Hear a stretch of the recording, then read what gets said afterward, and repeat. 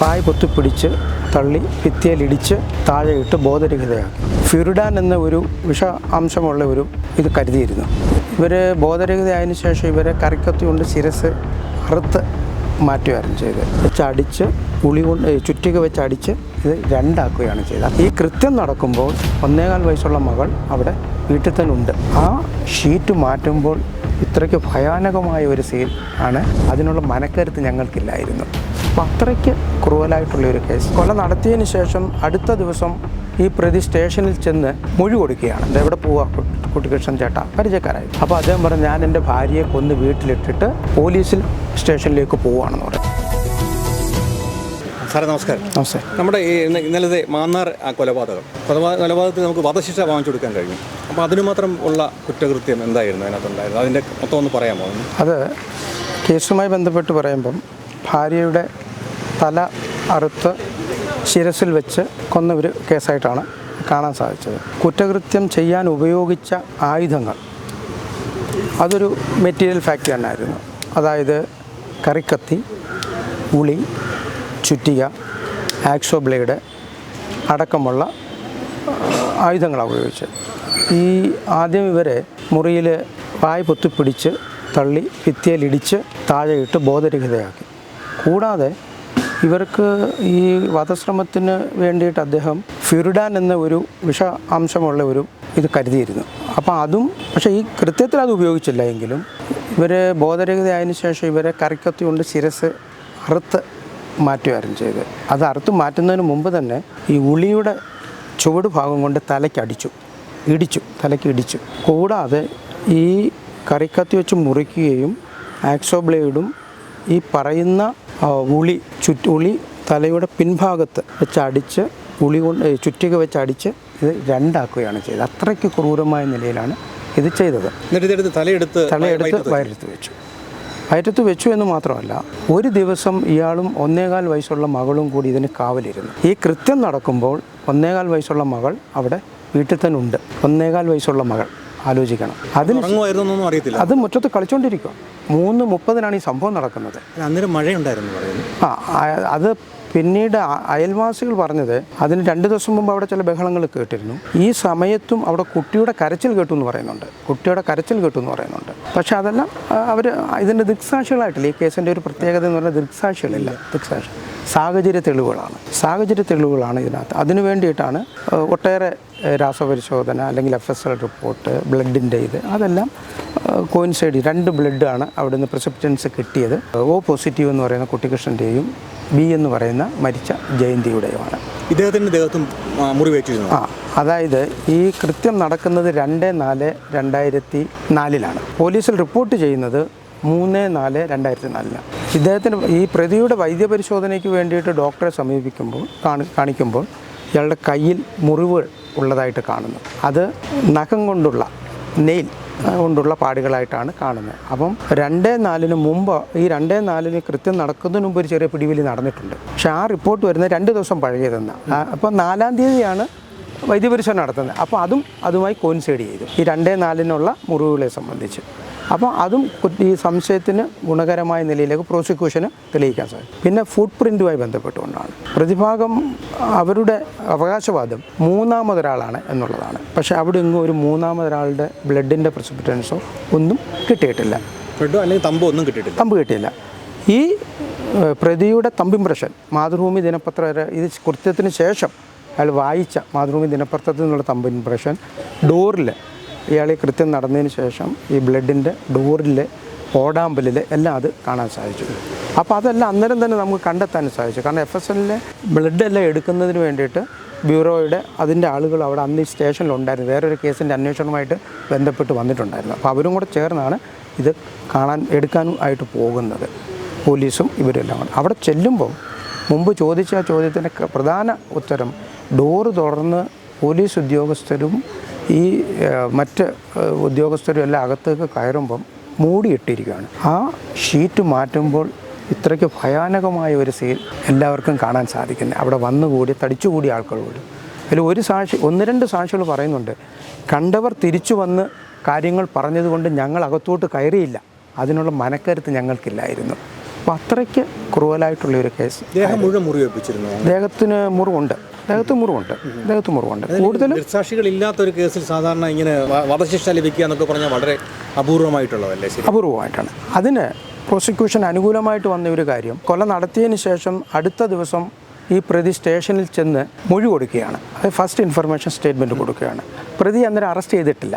Confession statement അല്ല, മോളിംഗ് കൊണ്ടാണ് ചെല്ലുന്നത്. കൺഫെഷൻ സ്റ്റേറ്റ്മെൻ്റ് അല്ല, FIS കൊടുത്തു. അതിൻ്റെ അടിസ്ഥാനത്തിൽ FIR എടുത്തു. FIS വന്നു കഴിഞ്ഞാൽ ഉടനെ FIR എടുക്കും. FIR എടുത്തതിന് ശേഷമാണ് അന്വേഷണം നടത്തുകയും ഈ ആളാണ് കുറ്റകൃത്യം നടത്തിയതെന്നുള്ള ബോധ്യം വരുമ്പോൾ പ്രതിസ്ഥാനത്തേക്ക് മാറ്റുകയും ചെയ്തു. അപ്പോൾ അതിൻ്റെ പ്രധാന കാര്യം എന്ന് പറയുന്നത്, കുട്ടിക്കൃഷ്ണൻ സൈക്കിളിൽ 1.25 വയസ്സുള്ള മകളുമായിട്ട് പോകുമ്പോൾ സുഭാഷ് എന്ന് പറയുന്ന ഒരു താൽക്കാലിക ED ജീവനക്കാരൻ പോസ്റ്റ് ഓഫീസിനെ കാണുകയുണ്ട്. അപ്പോൾ അദ്ദേഹം ചോദിക്കുന്നുണ്ട്, എവിടെ പോവുക കുട്ടിക്കൃഷ്ണൻ ചേട്ടാ, പരിചയക്കാരായി. അപ്പോൾ അദ്ദേഹം പറഞ്ഞു, ഞാൻ എൻ്റെ ഭാര്യയെ കൊന്ന് വീട്ടിലിട്ടിട്ട് പോലീസിൽ സ്റ്റേഷനിലേക്ക് പോവുകയാണെന്ന് പറയുന്നത്. അപ്പോൾ അദ്ദേഹത്തിനാണ്, സുഭാഷിനിലേക്ക് ഈ കേസ് ട്വിസ്റ്റ് ചെയ്തു. അപ്പോൾ അങ്ങനെ സുഭാഷിൻ്റെ സ്റ്റേറ്റ്മെൻറ്റ് എടുക്കുകയും സുഭാഷിൻ്റെ സ്റ്റേറ്റ്മെൻറ്റ് മജിസ്ട്രേറ്റിൻ്റെ മുൻപാകെ എടുക്കുകയും ചെയ്തു. അപ്പോൾ അത് കൂടുതൽ ബലം കിട്ടി. അങ്ങനെ സുഭാഷാണ് ഇത് ആളുകളോട് പറയുന്നത്, ഇന്ന സംഭവങ്ങൾ നടന്നു. അങ്ങനെയാണ് അവിടെ ആളുകൾ തടിച്ചു കൂടുന്നത്. അപ്പോൾ അതിൻ്റെ ഒരു ഭാഗമായിട്ട് സുഭാഷിനെ ഒന്നാം സാക്ഷിയാക്കി വയ്ക്കുകയും കേസ് എടുക്കുകയും ചെയ്തു. ആ ഫസ്റ്റ് ഇൻഫർമേഷൻ സ്റ്റേറ്റ്മെൻറ്റ് തെളിവിലേക്ക് എടുക്കാമെന്ന് പറഞ്ഞ് ഒട്ടേറെ വിധിന്യായങ്ങളൊക്കെ ഉണ്ട്. അതുമെല്ലാം ഈ കേസിൽ പരിഗണിക്കപ്പെട്ടു. പിന്നെ സർക്കംസ്റ്റാൻഷ്യൽ എവിഡൻസുമായി ബന്ധപ്പെട്ടുകൊണ്ട് അതിൻ്റെ ചെയിനായിട്ടുള്ള ഓരോ കാര്യങ്ങളും നമുക്ക് പ്രോസിക്യൂഷന് സക്സസ് ആകാൻ സാധിച്ചിട്ടുണ്ട്. അപ്പോൾ ആ സർക്കംസ്റ്റാൻഷ്യൽ എവിഡൻസ് കൂടി പരിഗണിച്ചുകൊണ്ടും ഇത്തരത്തിലുള്ളൊരു ക്രൂരകൃത്യം ആയതുകൊണ്ടുമാണ് കോടതി ഒരുപക്ഷെ ഇത് അപൂർവങ്ങളിൽ അപൂർവമായ ഒരു കേസായിട്ട് കണ്ടത്. കേരളത്തിൽ തന്നെ ആദ്യമായിട്ടാണ് മൊഴി കൊടുക്കുന്ന ഒരാൾ പ്രതിയാകുന്നത്. ഇന്ത്യയിൽ തന്നെ ഒരുപക്ഷെ ആദ്യമായിരിക്കാം, അതിനെപ്പറ്റി നമുക്ക് കറക്റ്റായിട്ട് അറിയില്ലെങ്കിലും കേരളത്തിൽ ഇത് ആദ്യമാണ് മൊഴി കൊടുത്തയാൾ ശിക്ഷിക്കപ്പെടുന്നു. അതിങ്ങനെ ഒരു പ്രത്യേകതയും ഈ കേസിൽ ഉണ്ട്. ഒരു ആളിനോട് വൈരാഗ്യം ഉണ്ടെങ്കിൽ, അല്ലെങ്കിൽ ഭാര്യയെ വേണ്ട എന്നുണ്ടെങ്കിൽ ഭാര്യയെ ഒഴിവാക്കാൻ ധാരാളം വകുപ്പുകളുള്ളപ്പോൾ എന്തിനാ ഇത്രയും ക്രൂവൽറ്റി ആയിട്ട് ഇങ്ങനെ അദ്ദേഹത്തോട് പെരുമാറിയെന്നുള്ളതാണ്, ആ സ്ത്രീയോട് പെരുമാറിയത്.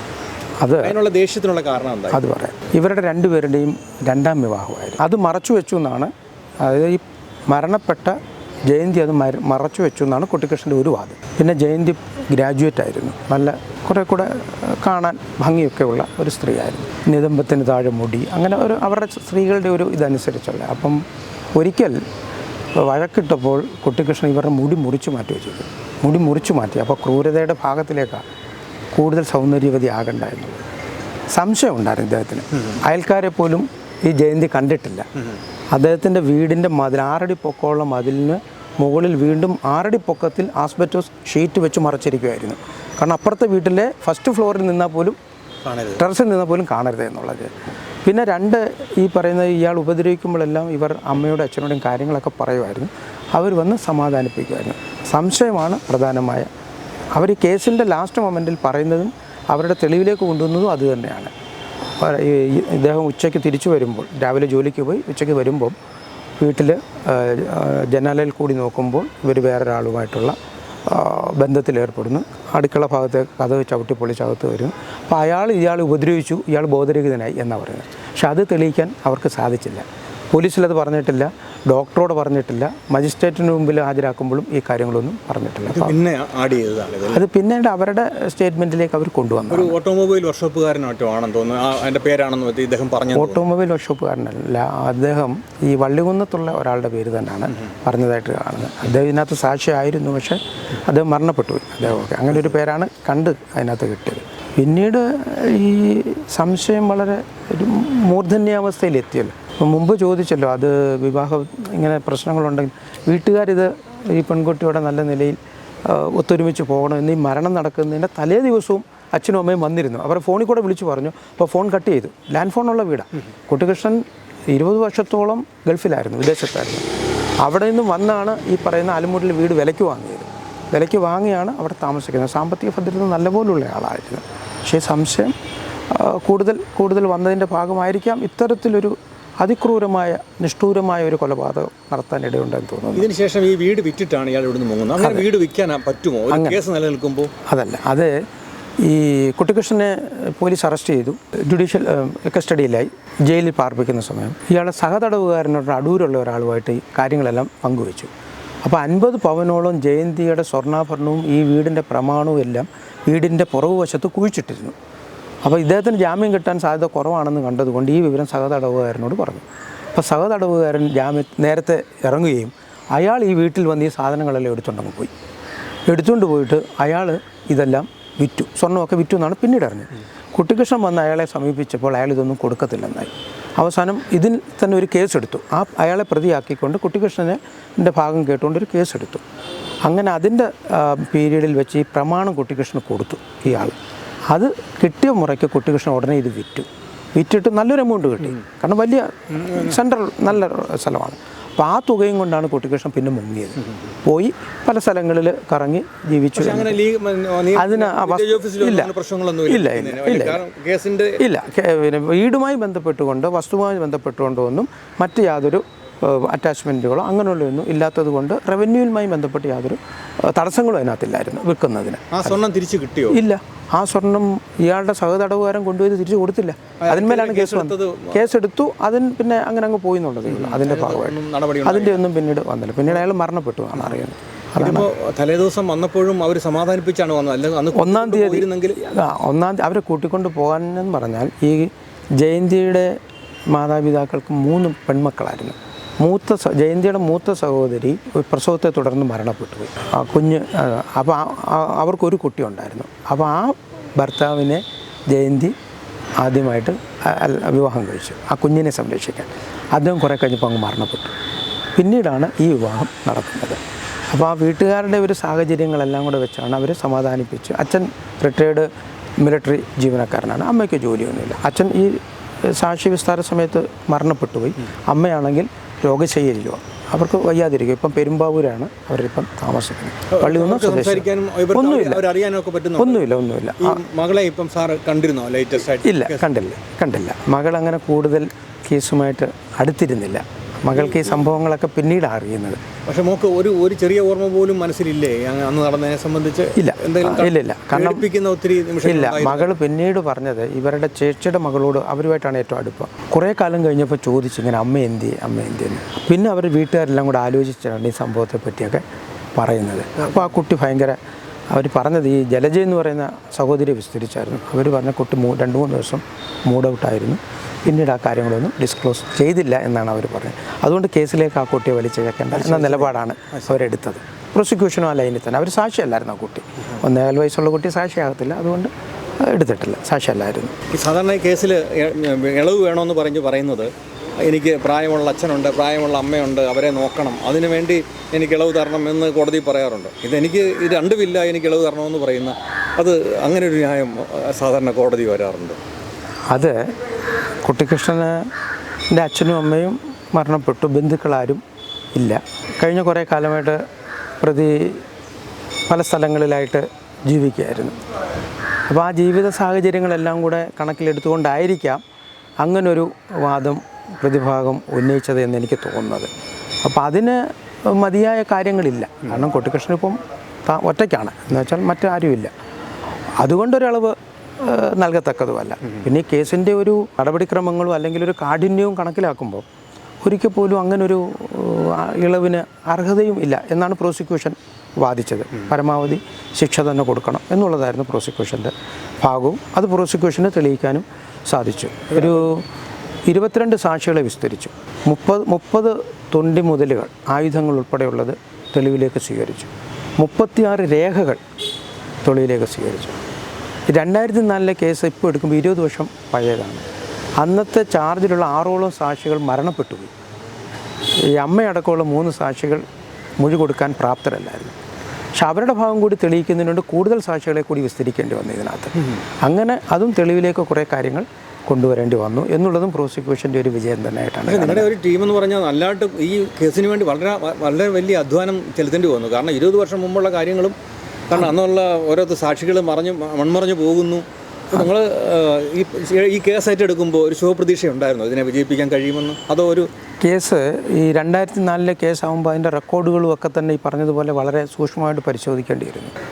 ഒരു കാര്യം അതിനകത്തുണ്ട്. അന്നത്തെ CI ആയിരുന്ന N.A. റഷീദ് അദ്ദേഹം പഴുതുകൾ അടച്ചു തന്നെയാണ് ഈ കേസ് ചാർജ് ഹാജരാക്കിയത്. അത് പോലീസിൻ്റെ ഭാഗത്തു നിന്നുള്ള ഒരു മികവായിട്ടാണ് ഞാൻ അദ്ദേഹം പിന്നീട് SP ആയി റിട്ടയർ ചെയ്തു. ഇപ്പോൾ അഭിഭാഷകനായിട്ട് പ്രാക്ടീസ് ചെയ്യുകയാണ്. അദ്ദേഹത്തെ ഇവിടെ വിസ്തരിച്ചു. അദ്ദേഹം ഹൈക്കോടതിയിലാണ് ഇപ്പം പ്രാക്ടീസ് ചെയ്യുന്നത്. കൂടാതെ ഈ രക്തസാമ്പിളുകളെല്ലാം എടുത്തു എന്ന് ഞാൻ മുമ്പ് പറഞ്ഞല്ലോ, അതിലെല്ലാം നല്ല വിജിലൻ്റായിട്ട് അതിൻ്റെ ഓരോ സ്റ്റെപ്പുകളും പൂർത്തീകരിക്കാൻ സാധിച്ചു. ഇദ്ദേഹം മുങ്ങി, അതായത് ഒളിവിൽ ജാമ്യത്തിന് ശേഷം ഒളിവിൽ പോയതിന് ശേഷം 2023 കാലഘട്ടത്തിലെ SP ആയിട്ടിരുന്ന ചൈത്ര തെരേസ മാഡം അവർ സ്പെഷ്യൽ സ്ക്വാഡ്, അന്നത്തെ DYSP ആയിരുന്ന ബിനുകുമാറിനെ ഒരു സ്ക്വാഡ് CI ജോസ് മാത്യുവും കൂടെ ചേർത്തുണ്ടാക്കി. അങ്ങനെ അവർക്ക് കിട്ടിയ ചില ഇൻഫർമേഷൻ്റെ അടിസ്ഥാനത്തിലാണ് പല സ്ഥലങ്ങളിലും പോയി. ഇവർ ഒറീസായി പോയി, അദ്ദേഹം ഷെയർ കച്ചവടം ഉണ്ടായിരുന്നു, സന്യാസിയായി ഇടയ്ക്ക്, അങ്ങനെ ഒത്തേറെ മാറി വന്നു. അപ്പോൾ അതെല്ലാം കണ്ട് ഒരു നാടോടിയിൽ നിന്നും ഒരു അറിവ് ലഭിച്ചു എറണാകുളത്ത് എവിടെയോ ഉണ്ടെന്ന്. അങ്ങനെ പിടിക്കാൻ പോകുമ്പോഴാണ് സ്ഥലം വിട്ടുപോയി. പിന്നെ 6 ദിവസം അവിടെ വെയിറ്റ് ചെയ്യേണ്ടി വന്നു. അതിൽ പ്രധാന കാരണം ഈ 20 വർഷത്തിന് മുമ്പുള്ള കുട്ടിക്കൃഷ്ണൻ്റെ രൂപവും അതിനുശേഷമുള്ള രൂപവും തമ്മിൽ വലിയ വ്യത്യാസമുണ്ട്. അപ്പോൾ അതെല്ലാം പോലീസ് അന്നത്തെ ഈ സ്ക്വാഡ് അത് വളരെ ഗൗരവത്തിൽ തന്നെ കണ്ടെത്തി അത് ചെയ്ത് അവസാനം അദ്ദേഹത്തെ അറസ്റ്റ് ചെയ്ത് പിന്നീട് ജാമ്യം അനുവദിച്ചില്ല. ജുഡീഷ്യൽ കസ്റ്റഡിയിൽ ഇട്ടുകൊണ്ട് തന്നെയാണ് കേസ് വിസ്താരം നടന്നത്. അപ്പോൾ പോലീസിൻ്റെ ഭാഗത്തു നിന്നുള്ള നല്ല സഹായവും കിട്ടി ഇതിനകത്ത്. പിന്നീട് വന്ന പ്രോസിക്യൂഷനെ സഹായിക്കാൻ വന്ന പോലീസ് ഉദ്യോഗസ്ഥരും. അന്നത്തെ അദ്ദേഹത്തിൻ്റെ പേരെന്തായിരുന്നു? മുഹമ്മദ് എന്നെ റഷീദ് എന്ന് പറയുന്ന അന്ന് ഇപ്പോൾ DYSP ആണ്. അന്നെന്ന് പറഞ്ഞു കഴിഞ്ഞാൽ ഈ SHOമാർ എന്ന് പറഞ്ഞാൽ സബ് ഇൻസ്പെക്ടേഴ്സ് ആയിരുന്നു. 3-4 സ്റ്റേഷന് ഒരു CI ആയിരുന്നു. അങ്ങനെയാണ് ഈ എന്നെ റഷീദ് എന്ന് പറഞ്ഞ CI വന്നത്. മാന്നാർ സ്റ്റേഷനിലാണ് കേസ് അന്നത്തെ. അതിൽ തന്നെ ഈ പറഞ്ഞ പല ആളുകളും ഈ മരണപ്പെട്ടു പോയെന്ന് ഞാൻ സൂചിപ്പിച്ചിരുന്നല്ലോ, പല ഉദ്യോഗസ്ഥരും, സബ് ഇൻസ്പെക്ടർ, അല്ല ഈ കുറേ ആളുകൾ സാക്ഷികളെ നമുക്ക് വിസ്തരിക്കാൻ സാധിച്ചില്ല എന്നൊരു പോരായ്മ ഉണ്ടെങ്കിലും പക്ഷേ കേസിൻ്റെ ഒരു സ്വഭാവം മനസ്സിലാക്കി അതിന് വേണ്ടി പെറ്റീഷനൊക്കെ ഫയൽ ചെയ്ത് അതെല്ലാം അനുവദിച്ച് വന്ന് വിസ്തരിക്കുകയുണ്ടായി. സാധാരണഗതിയിൽ ഒരു 20 വർഷമൊക്കെ കഴിയുമ്പോഴത്തേക്ക് ആൾക്കാരുടെ ആ ഒരു വാശിയോ വൈരാഗ്യമോ സാക്ഷികളുടേത് പോട്ടെ ഇനിയിപ്പോൾ ഏതായാലും അങ്ങ് വിട്ടേക്കാം അങ്ങനെ ആ രീതിയിലൊക്കെ സാധാരണ സാക്ഷികളൊക്കെ ഒന്ന് മയപ്പെടാറുണ്ട്. പക്ഷെ അങ്ങനെ മയപ്പെട്ടതായിട്ട് തോന്നിയോ, അതോ അവരെല്ലാം ഊർജ്ജമായിട്ട് തന്നെ അതേ തന്നെ അവരുടെ എല്ലാം ഓർമ്മയിൽ നിന്നുകൊണ്ട് തന്നെ അവർ കാര്യങ്ങളെല്ലാം പറഞ്ഞു, മയപ്പെട്ടില്ല. ഇതിനകത്ത് ഈ പറയുന്ന സാക്ഷികൾ ചിലവർ ഇത് കണ്ടതാണ്. ഞാൻ മുമ്പ് പറഞ്ഞല്ലോ, അതിൻ്റെ ഒരു ക്രൂരത അല്ലെങ്കിൽ ആ ഒരു ഒഫൻസ് അയാൾ നടത്തിയ ഒരു കൃത്യത്തിൻ്റെ ആ ക്രൂരതയല്ല ഇവരുടെ മനസ്സിലിരിക്കുകയാണ്. അതൊരിക്കലും മായുന്നതല്ല, അത് മായുന്നതല്ല. അപ്പോൾ ആ സാക്ഷികളുടെ ഉള്ളിൽ അത് തന്നെ നിൽക്കുകയാണ്. അതാണ് അവർ പറഞ്ഞത്. അല്ലാതെ ഒരു ഭാഗവും അവർ അഡീഷണലായിട്ട് പറയേണ്ടി വന്നില്ല. സഹോദരിയെ കുറേ ദിവസത്തേക്ക് ഉറങ്ങാൻ പോലും കഴിയാത്ത സഹോദരിയെ വിസ്തരിക്കുമ്പം സഹോദരി ഗുജറാത്തിലാണ്, ഇതിനു വേണ്ടിയിട്ടാണ് വന്നത്. സഹോദരി ഒരു ഈ മരണപ്പെട്ട ജയന്തിയുടെ സ്വർണ്ണാഭരണങ്ങളും വസ്ത്രങ്ങളും കാണുമ്പോൾ സഹോദരി മാനസികമായി തകർന്നു പോയി. കൂട്ടിൽ നിന്ന് തന്നെ വിങ്ങുന്ന ഒരു സംഭവം കാണാൻ സാധിച്ചു. ഒരു പ്രതിയെ കാണുമ്പം ഒരു പ്രാവശ്യം അവർക്ക് അങ്ങോട്ട് നോക്കാൻ പറ്റുന്നുള്ളൂ, അല്ലെങ്കിൽ പിന്നീട് നോക്കുമ്പോൾ തന്നെ അവരുടെ മാനസികാവസ്ഥയിൽ വലിയ മാറ്റം ഉണ്ടായിട്ടുണ്ട്. അതൊരു ആ സാഹചര്യത്തിൽ അതൊരു ബുദ്ധിമുട്ടായിട്ട് നിൽക്കും. സാക്ഷിയോട് ചോദിക്കും. സാക്ഷിയുടെ മാനസിക നില വലിയ കൂടുതലും ആ സമയങ്ങളിൽ ഇത് VC ആണ് ചെയ്തത്. ആദ്യം അദ്ദേഹം വരുമായിരുന്നു, പിന്നെ വീഡിയോ കോൺഫറൻസ്, കാരണം അവിടെ ജയിലിൽ നിന്ന് ഇങ്ങനെ വീഡിയോ പുതിയ സംവിധാനത്തിൽ കൂടെയാണ് ചെയ്തത്. പക്ഷേ സാക്ഷികൾ ഈ പറഞ്ഞതുപോലെ അവർക്കൊരിക്കലും ഈ സംഭവത്തിൽ പിന്നോട്ട് പോകാൻ പറ്റത്തില്ല. കാരണം അത്രയ്ക്കൊരു ക്രൂരകൃത്യമായിട്ടാണല്ലോ മുമ്പ് സൂചിപ്പിച്ചതുപോലെ പറഞ്ഞത്. കുട്ടിക്കൃഷ്ണൻ സംശയത്തിൻ്റെ വേറൊരു ഭാഗം എന്ന് പറഞ്ഞാൽ ഭാര്യയുമായിട്ട് പുറത്ത് പോകുമ്പം ഓട്ടോറിക്ഷ വിളിച്ചാൽ ഗേറ്റിൻ്റെ അവിടുന്ന് അകത്ത് മെയിൻ ഡോറിൻ്റെ അവിടെ കൊണ്ടുവന്ന് ഓട്ടോറിക്ഷ നിർത്തുക, എന്നിട്ടാണ് ഭാര്യ അകത്തോട്ട് കയറുന്നത്. തിരിച്ചു വരുമ്പോഴും അങ്ങനെ തന്നെ. അപ്പോൾ അവർക്ക് പുറത്തിറങ്ങാനുള്ള ഒരു അവകാശമേ ഇല്ലായിരുന്നു. ഒരു അടിമയെ പോലെയാണ് അങ്ങനെ തന്നെ ആയിരുന്നു. പക്ഷേ ഇതൊക്കെ അറിയാമായിരുന്നിട്ട് ഒരു രക്ഷകർത്താവ് അത് ചെയ്തത് നമുക്ക് പ്രോത്സാഹിപ്പിക്കാൻ കഴിയില്ല. കാരണം ഇപ്പോഴും ഇതെല്ലാം പിന്നീടാണ് അറിയുന്നത്. അതായത് ലാസ്റ്റ് ടൈം അവിടെ ഒരു കാര്യമുണ്ട്. കുട്ടിക്കൃഷ്ണൻ ഈ അച്ഛനോടെയും അമ്മയോടെയും എല്ലാ സഹോദരങ്ങളോടെയും എല്ലാം, അതായത് ഈ പെൺകുട്ടിയുടെ മരണപ്പെട്ട ആളുടെ നല്ല നിലയിലാണ് ഇടപെട്ടുകൊണ്ടിരുന്നത്. അവർക്കൊരിക്കലും വിശ്വസിക്കാൻ കഴിയത്തില്ല ഈ കുട്ടിക്കൃഷ്ണൻ ഇങ്ങനെയൊക്കെ ചെയ്തിരുന്നു എന്നുള്ളത്. ഇനി സഹോദരി അവസാനം പറയുമ്പോഴാണ് അവർക്ക് അത് മനസ്സിലാക്കാൻ സാധിച്ചത്. അപ്പോൾ കുട്ടിക്കൃഷ്ണൻ ഒരു 2 മുഖം ഉണ്ടായിരുന്നോ എന്നൊരു തോന്നലുമുണ്ട് ആൾക്കാർക്ക് തോന്നില്ല. പിന്നെ അയലത്തുകാരുമായിട്ടൊന്നും ബന്ധമില്ല, കണ്ടാവൊന്ന് നോക്കി ചിരിച്ചു, അത്രയേ ഉള്ളൂ. അല്ല കുട്ടിക്കൃഷ്ണൻ ഒരാളുടെ പോലും പച്ചക്കറി കടയിലെ ഒരു ഉടമസ്ഥനെ വിസ്തരിച്ചു, പച്ചക്കറി വാങ്ങിക്കും, പൈസ കൊടുക്കും, തിരിച്ചു പോകും. അല്ലെങ്കിൽ തൊട്ടപ്പുറത്തെ അയൽവാസി പൊതുപ്രവർത്തകനെ വിസ്തരിച്ചു, അദ്ദേഹവും അത് തന്നെയാണ് പറയുന്നത്, ഒരു ബന്ധവുമില്ല. പിന്നെ ഇവരെല്ലാം കുട്ടിക്കൃഷ്ണൻ ഓർക്കാൻ കാരണം കുട്ടിക്കൃഷ്ണൻ അന്നത്തെ BSA മോഡൽ ഏറ്റവും ലേറ്റസ്റ്റ് സൈക്കിളാണ് ഉപയോഗിച്ചുകൊണ്ടിരുന്നത്. അപ്പോൾ അതൊരു ഇവരെ കുട്ടിക്കൃഷ്ണൻ ഐഡൻറ്റിഫൈ ചെയ്യാനൊരു കാര്യമായി എന്നുള്ളതാണ്. ഇദ്ദേഹത്തിന് സാക്ഷികളെ സ്വാധീനിക്കാനോ വല്ലതുള്ള ശ്രമം നടത്തിയിരുന്നോ ഇദ്ദേഹം വന്നതിന് ശേഷം? ഇല്ല. അതിനുള്ള സമയം കിട്ടില്ല. അറസ്റ്റ് ചെയ്ത് പിന്നെ വന്നിട്ടില്ല. സാക്ഷികളെ സ്വാധീനിക്കാൻ പറ്റിയിട്ടില്ല. പിന്നെ ഇതിനകത്ത് അന്നത്തെ ഒരു പ്രധാന സാക്ഷി കൂടിയുണ്ട്, TV പ്രഭാകരൻ എന്ന് പറയുന്ന പഞ്ചായത്ത് മെമ്പറായിരുന്നു അവിടുത്തെ. അദ്ദേഹമാണ് ഇതിൻ്റെ വന്നത്. അദ്ദേഹം മരണപ്പെട്ടു. അത് പ്രധാനപ്പെട്ട കുറേ സാക്ഷികൾ മരണപ്പെട്ടു പോയ ഒരു കേസ് കൂടിയാണ്. എന്നാലും ഈ തെളിവുകളെല്ലാം നമുക്ക് അനുകൂലമാക്കി കൊണ്ടുവരാൻ സാധിച്ചു. സാറിൻ്റെ ഇതുവരെയുള്ള അനുഭവത്തിൽ അങ്ങനെ വധശിക്ഷ വാങ്ങിച്ചു കൊടുത്ത കേസുകളൊന്നും ഇല്ലല്ലോ? ഇല്ല. ഇതാണ് അപ്പോൾ അത് സാറിനെ സംബന്ധിച്ചിടത്തോളം ഏറ്റെടുത്ത ഒരു ദൗത്യം പൂർത്തീകരിക്കാൻ സാധിച്ചു എന്നുള്ളതാണ് എൻ്റെ വിശ്വാസം. പരമാവധി കേസ് നടത്തുന്നതിൽ എല്ലാവരുടെയും, പോലീസിൻ്റെയും എൻ്റെ സഹ അഭിഭാഷകരുടെയും പ്രോസിക്യൂഷൻ ഓഫീസിലെ GP ഓഫീസിലെ ജീവനക്കാരുടെയും എല്ലാം നല്ല സഹകരണം കിട്ടിയിട്ടുണ്ട്. അതനുസരിച്ച് നല്ലൊരു ഹോംവർക്ക് നിങ്ങൾക്ക് ഇതിനു വേണ്ടി പലപ്പോഴും ചെയ്യേണ്ടി വന്നിട്ടുണ്ട്. പക്ഷേ ഇതിന് നമുക്കിപ്പോൾ ഇത്തരം കാര്യങ്ങൾ നമ്മൾ വീഡിയോ എടുക്കുമ്പോൾ നമുക്ക് കൊടുക്കേണ്ട ഒരു മെസ്സേജസ് എന്ന് പറയുന്നത്, നമ്മളിപ്പോൾ ധാരാളം പെൺകുട്ടികൾ ഇങ്ങനെ അനുഭവിക്കുമ്പോൾ രക്ഷകർത്താക്കൾ വന്നിട്ട് ഒട്ടിച്ച് വെച്ചിട്ട് നിങ്ങൾ സമാധാനമായിട്ട് ജീവിക്കുമെന്ന് പറഞ്ഞിട്ട് പോകും. അങ്ങനെ പല കേസുകളായി വിസ്മയ കേസ് ഉൾപ്പെടെയുള്ള കേസുകൾ ഇങ്ങനെ തന്നെ സംഭവിച്ചുകൊണ്ടിരിക്കുക. അത് വീണ്ടും വീണ്ടും സംഭവിച്ചുകൊണ്ടിരിക്കുക. ഈ രക്ഷകർത്താക്കളോട് എന്തായിരിക്കും സാറ് പറയാനുള്ളത്? ഒരു പെൺകുട്ടിയുടെ മാതാവിനോടോ പിതാവിനോടോ ഈ ഞങ്ങളുടെ ജീവിയിലൂടെ എന്താ സാറിന് പറയാൻ പറ്റുക? അവർക്ക് കൊടുക്കേണ്ട ഒരു ദാമ്പത്യ ജീവിതത്തിൽ ഭാര്യയും ഭർത്താവും വീട്ടുകാരും എല്ലാം സഹകരിച്ചും വിട്ടുവീഴ്ച മനോഭാവത്തോടു കൂടിയാണ് പോകേണ്ടത്. എങ്കിലേ ഒരു കുടുംബജീവിതം നല്ലപോലെ പോകത്തുള്ളൂ. ആ കുടുംബജീവിതത്തിന് ഏതെങ്കിലും തരത്തിലുള്ള പരിക്കുകൾ ഉണ്ടാകുന്നു എങ്കിൽ അത് പരിശോധിക്കണം. മാതാപിതാക്കൾ ഒരുപക്ഷെ അവരുടെ സാഹചര്യത്തിൽ പെൺകുട്ടികളോട് തിരിച്ച് വീട്ടിൽ വന്ന് നിൽക്കാൻ പറയത്തില്ല. അതിന് 2-3 കാര്യമുണ്ട്. നമ്മുടെ വീട്ടിൽ വന്ന് നിൽക്കുമ്പോൾ ആളുകാർ, ബന്ധുക്കളായാലും മറ്റുള്ളവരൊക്കെ ചോദിക്കും, സമൂഹം ചോദിക്കും എന്താണ് വന്ന് നിൽക്കുന്നത് എന്ന്. അതൊരു ഉത്തരം കൊടുക്കാൻ ബുദ്ധിമുട്ടുണ്ട്. അതുകൊണ്ടായിരിക്കാം ഒരുപക്ഷെ മാതാപിതാക്കൾ കൂടുതൽ അവരെ അവിടെ തന്നെ നിൽക്കട്ടെ, സാഹചര്യങ്ങൾ മാറും, സഹിച്ചു പോകട്ടെ എന്നൊക്കെ പറയാറുള്ളതെന്നാണ് എനിക്ക് തോന്നാറുള്ളത്.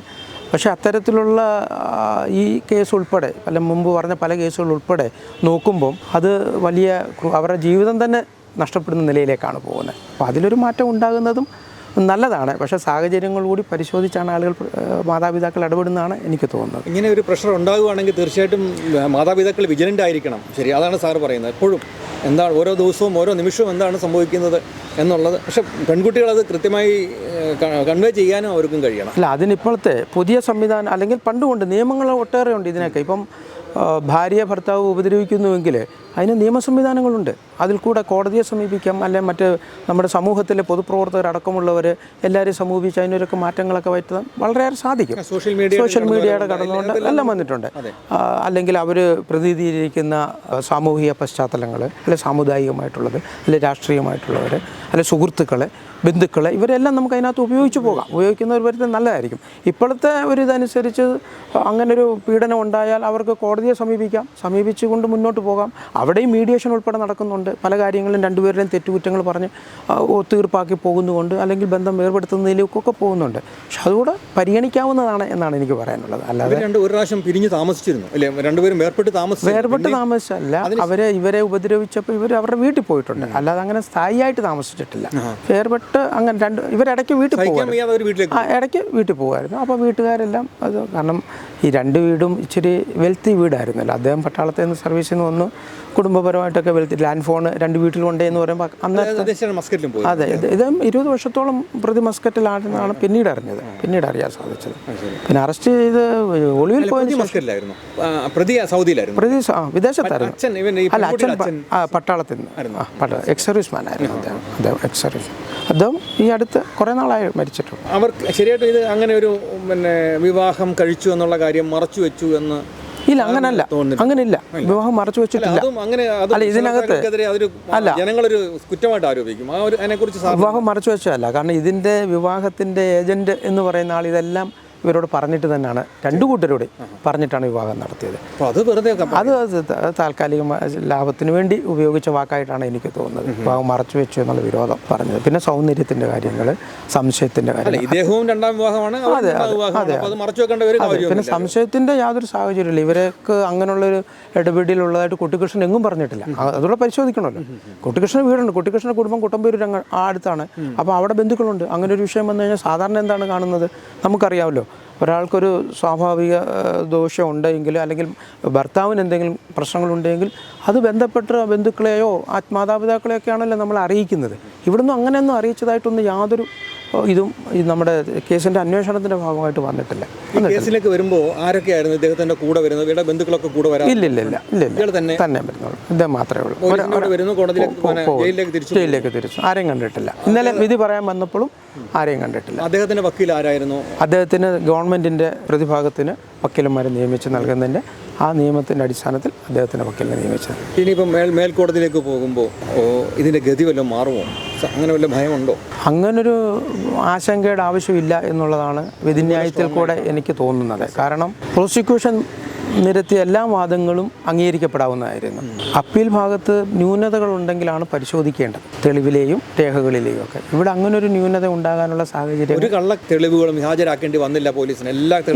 ഇല്ല ഒന്നും ഹാജരാക്കില്ല, അങ്ങനെ സംഭവിക്കാറുണ്ട്. ഒന്നുമില്ല. തൊണ്ടി സാധനങ്ങളെല്ലാം അത് വാങ്ങിയ സ്ഥാപനങ്ങളിൽ പോയി, ഈ ഫിറുഡാൻ വാങ്ങിയ സ്ഥാപനങ്ങളിൽ പോയി, അതെല്ലാം വളരെ കത്തിയെല്ലാം വാങ്ങി.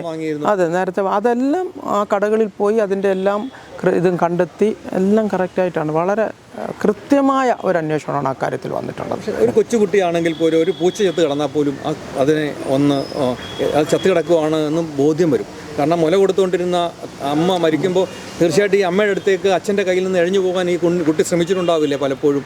ആ ഒരു രംഗം നമുക്ക് ഓർക്കുമ്പോൾ ഉണ്ടാകാം. അപ്പോൾ എനിക്ക് തോന്നുന്നത് അന്ന് ഈ പറഞ്ഞൊരു ചെറിയ ചാറ്റമഴയൊക്കെ ഉണ്ടെന്ന് പറയുന്നല്ലോ. കുട്ടി വെളിയിൽ കളിച്ചുകൊണ്ടിരിക്കുകയാണ്. സ്വാഭാവികമായിട്ട് അകത്ത് കുട്ടികളല്ലേ, അവർക്കിപ്പം കളിയൊക്കെ അതിൽ മുഴുകുമ്പം പിന്നെ ഒന്നുകിൽ വിശക്കണം അല്ലെങ്കിൽ എന്തെങ്കിലും വേണം, തുടനെ മുറിക്ക് അകത്തോട്ട് കയറാൻ. ഇവിടെ അങ്ങനെ ഒരു അതെ, അപ്പോൾ അങ്ങനെ ഒരു സാഹചര്യം അന്നേരം കുട്ടിയിൽ ഉണ്ടായി കാണത്തില്ല. കുട്ടി വെളിയിൽ കളിച്ചുകൊണ്ടിരിക്കുന്നു എന്നുള്ളത് കൊണ്ടായിരിക്കാം. എന്നാലും ഒരു രാത്രി മൊത്തം ഇത് കുഞ്ഞിൻ്റെ, നമ്മളിപ്പോൾ സാധാരണ കുഞ്ഞ് കാണാതിരിക്കാതെങ്കിലും കുഞ്ഞിനെ കാണിക്കാതിരിക്കാനെങ്കിലും മറച്ചു പോയി അമ്മയോടും പോയതാണ് എന്ന് പറയില്ല. ആ ക്രൂരതയുടെ അതെ, അതാ മാനസികമായി അദ്ദേഹത്തിന് അത്രയും ക്രൂരത ഉണ്ടായിരുന്നു എന്ന് തെളിവെടുപ്പിൽ നമുക്ക് മനസ്സിലായിട്ടുണ്ട്.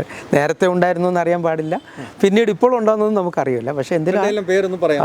ഇത് എൻ്റെ കൂടെ പ്രാക്ടീസ് ചെയ്യുന്ന ഞങ്ങളുടെ അഭിഭാഷകരായിട്ടുള്ള ആർ സുജാദേവി, പിന്നെ പ്രിയ എസ്, സച്ചു സുരേന്ദ്രൻ, അനൂപ് ബി പിള്ള, എൻ്റെ ക്ലർക്ക് കനകരാജ്. അതാണ് എല്ലാവരും കേസുമായി ബന്ധപ്പെട്ട് നല്ല സമയം. പിന്നെ കൂടാതെ ഗവൺമെൻറ് പ്രോസിക്യൂട്ടറുടെ ഓഫീസിലെ ജീവനക്കാരായിട്ടുള്ള റഷീദ്, ജഗദീഷ്. ഈ പിന്നെ ഇതിനകത്ത് പിന്നെ അന്നത്തെ CIA വിസ്തരിക്കാൻ വന്നിരുന്നു അദ്ദേഹം. പിന്നെ പ്രോസിക്യൂഷൻ ശേഷം ഇവിടെ വന്നിരുന്നു. പ്രോസിക്യൂഷൻ ഭാഗത്ത് നിന്ന് 3-4 അല്ല, അത് GP ഓഫീസിലെ ജീവനക്കാരുണ്ട്. വിജയകുമാർ, പിന്നെ സീനു, പേഴ്സി, അങ്ങനെ കുറേ ജീവനക്കാരവിടെ, ബാബുമോൻ, അവരൊക്കെ ഉണ്ടായിരുന്നു. അവരുടെയും നല്ല സഹായം കിട്ടി. പോലീസ് ഉദ്യോഗസ്ഥർ ശ്രീനാഥ്, വിനു വിജേഷ് ഉണ്ട്. പിന്നെ ഇപ്പോൾ ലൈസൺ ഓഫീസർമാരായിട്ടുള്ള സിന്ധു ആർ, സജിലാൽ, അവരെല്ലാം ഇതിൻ്റെ ഭാഗമായിട്ട് വളരെ സജീവമായിട്ട് നിന്നിരുന്നു. K വിജയൻപിള്ള അഡ്വക്കേറ്റും അഡ്വക്കേറ്റ് ദീപക്കും അവരും വേണ്ട സഹായങ്ങളെല്ലാം ഇതിനകത്ത് ചെയ്തിട്ടുണ്ടാകും. പൊതുവേ എൻ്റെ ഓഫീസും നമ്മുടെ പ്രോസിക്യൂട്ടർ ഓഫീസും എല്ലാം വളരെ സജീവമായിട്ട് തന്നെ. എത്ര നാളത്തെ ഒരു അധ്വാനമാണ് സാറേ ഇത്? ഞാൻ പ്രോസിക്യൂട്ടർ ആയതിനു ശേഷം ഇത് ആദ്യം വിസ്തരിക്കുന്ന സാഹചര്യത്തിലേക്ക് വന്നപ്പോൾ സാക്ഷികൾ ആദ്യം ഈ പറഞ്ഞതുപോലെ കിട്ടാത്ത ഒരു സാഹചര്യം ഉണ്ടായിരുന്നു. എന്നാൽ തുടർന്ന് പോലീസ് കൃത്യമായി സാക്ഷികളെയൊക്കെ ഹാജരാക്കുകയും കഴിഞ്ഞ 3 മാസത്തിനുള്ളിൽ ഇതിൻ്റെ ഇത്തരം കാര്യങ്ങൾ കൊണ്ടാണ് 3 മാസത്തിനുള്ളിലാണ് ഇതിൻ്റെ തെളിവെടുപ്പ് ഏകദേശം തുടങ്ങിയത്. ഇത് പറയുന്ന നവംബർ 7-ാം തീയതിയാണ്. അപ്പോൾ ഏതാണ്ട് ഓഗസ്റ്റ്, സെപ്റ്റംബർ, ഒക്ടോബർ 3 മാസം ഡിസംബർ 7 അപ്പോൾ അതിന് തൊട്ട് മുമ്പുള്ള 3 മാസത്തെ കാലാവധിയാണ് ഇതിനുള്ളത്. അതെ, അത് ആ 3 മാസം ഈ കേസിൻ്റെ ദൈനംദിനമായിട്ടുള്ള പ്രവർത്തനങ്ങളിലേക്ക് പോവുകയും കേസ് ലിസ്റ്റ് ചെയ്യുകയൊക്കെ ചെയ്തു. ഇടയ്ക്ക് സാക്ഷികളെ കിട്ടാത്ത സാഹചര്യങ്ങളുള്ളപ്പോഴും അടുത്ത ദിവസമൊക്കെ വെച്ച് വിസ്തരിച്ച് മുന്നോട്ട് പോയത്. Team work. Vishnu Vijayan police ഉദ്യോഗസ്ഥൻ. അദ്ദേഹം ആദ്യം വന്നത് വിഷ്ണു വിജയനായിരുന്നു പ്രോസിക്യൂഷൻ. പിന്നെ ശ്രീനാഥ് വന്നു.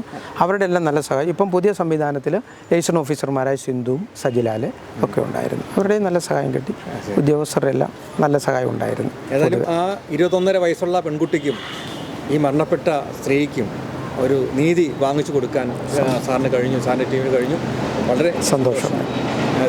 അതുകൊണ്ടാണ് ഞങ്ങൾ വന്നത്. സന്തോഷം.